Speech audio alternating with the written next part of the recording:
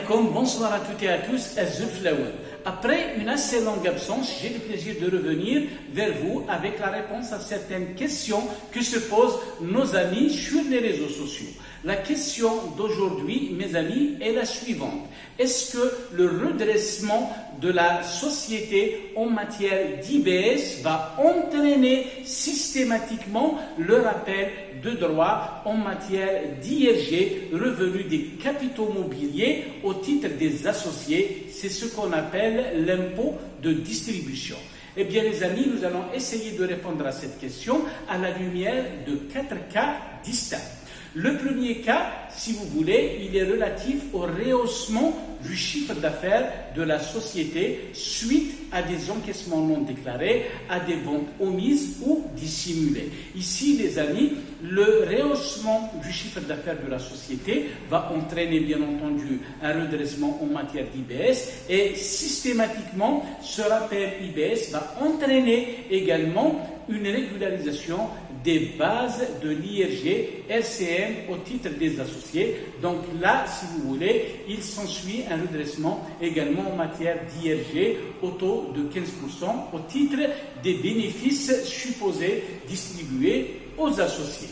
Deuxième cas, les amis, il s'agit généralement des erreurs d'arithmétique, des erreurs de calcul de la base IBS. Et bien entendu, lorsque l'administration fiscale va régulariser la base IBS, il s'ensuit également que le rappel de l'IRG LCM, bien entendu, va suivre systématiquement à partir du moment où l'accessoire suit le principal. La base IBS pour la société étant modifiée, il s'ensuit une modification, donc un rehaussement de la base de l'IRG LCM, donc un rappel de droit, bien entendu, suivi de pénalités. Troisième cas, les amis, il s'agit des charges privées payées par la société au titre de ses associés.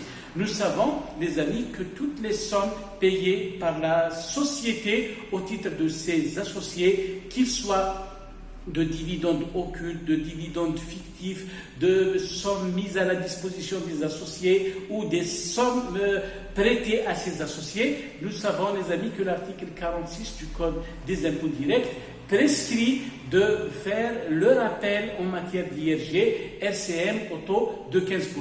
Donc, bien entendu, la charge privée engagée par la société au titre de l'associé n'étant pas déductible fiscalement parce qu'elle ne concerne pas l'exploitation, il s'ensuit qu'il y aura un rappel en matière d'IRG LCM, nous avons dit conformément à l'article 46 du Code des impôts directs. La quatrième et dernier cas, les amis, il s'agit de la réintégration de ce qu'on appelle les charges calculées. Qu'est-ce qu'on entend par charges calculées, mes amis? Eh bien, il se peut que, par exemple, la société ait admis parmi ses charges des amortissements excédentaires ou des provisions non justifiées. Là, les amis, l'administration fiscale va procéder naturellement à la réintégration de ces provisions et de ces amortissements non justifiés, mais cela étant, ça ne va pas entraîner, si vous voulez, un redressement des bases d'imposition à l'IRG LCM à partir du moment où ces charges calculées ne donnent pas lieu à un flux de trésorerie. Donc, il est légitime de corriger la base IBS de la société, mais sans pour autant étendre cette régularisation au titre de la régularisation de la base IRG revenu des capitaux mobiliers, nous avons dit, qui est rappelé au taux de 15%, bien entendu, majoré des pénalités lorsque c'est le cas. Donc voilà, j'espère que cette petite capsule vous aura aidé à vous situer par rapport aux régularisations en matière d'IBS et, bien entendu, l'extension à la base de l'IRG LCM tel que c'est généralement pratiqué par l'administration fiscale. Au plaisir de vous retrouver, chers amis.